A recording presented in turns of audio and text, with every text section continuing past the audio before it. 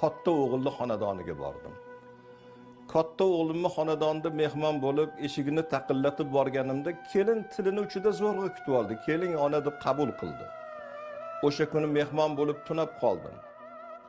Ertalab bomdod namoziga turib, tahoratni olib, tahoratdan ortgan suvni o'rnimga sepib qo'ydim. Bu bir xiyla uchun.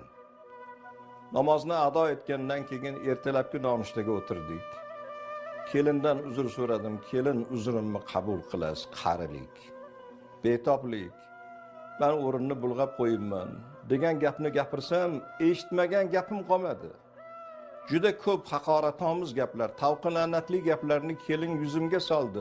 O'g'limdan bir sado chiqarmikin desam, o'g'lim hech narsa gapirmasdan xotinning og'ziga qarab turdi. Dilim og'ridi. U ham yetmaganday ketayotganimda o'zim yotgan o'rnimni kelin o'zimga yudirdi. O'zimni o'rnlarimni, choyshaplarimni yuvib, dilim og'rib shu xonadondan chiqib ketdim. Oradan 3 kun o'tgandan keyin ikkinchi o'g'illi xonadoniga bordim.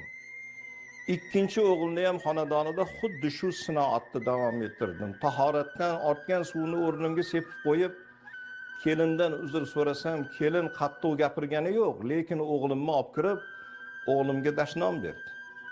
Onang undoq, onang bundoq degan gaplarni gapiryapti, qulog'imga kiryapti.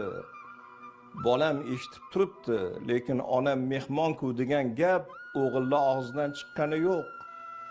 Xuddi boshini egib aybdor odamday xotinga tobe bo'lib gapiga quloq soldi. Dilim og'ridi, chiqib ketdim.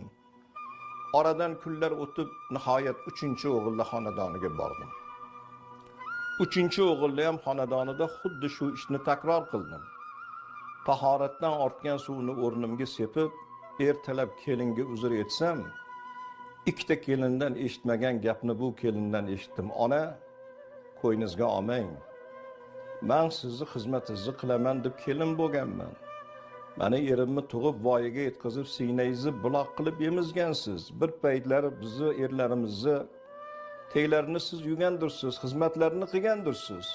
Men endi sizni xizmatingizni qilaman, qo'yningiz cho'kmasin deb kelin xizmatimni ado etdi. Yuragimdan oftob chiqqanday bo'ldi. 3 ta o'g'il tuqqan ekanman, o'g'il bolasini endi ko'rganday bo'ldim. Oxirida chiqib ketayotganda kelindan barmog'ini o'lchamini so'radim. Kelin barmog'ingizni o'lchamini aytsangiz. Kelinni barmog'ini o'lchamini bilgandan keyin to'g'ri zargarlik do'koniga bordim. Erimdan qolgan dunyo bor, qo'limda mablag' bor edi. Tilla taqinchoqlar oldim, sovg'a salomlar oldim.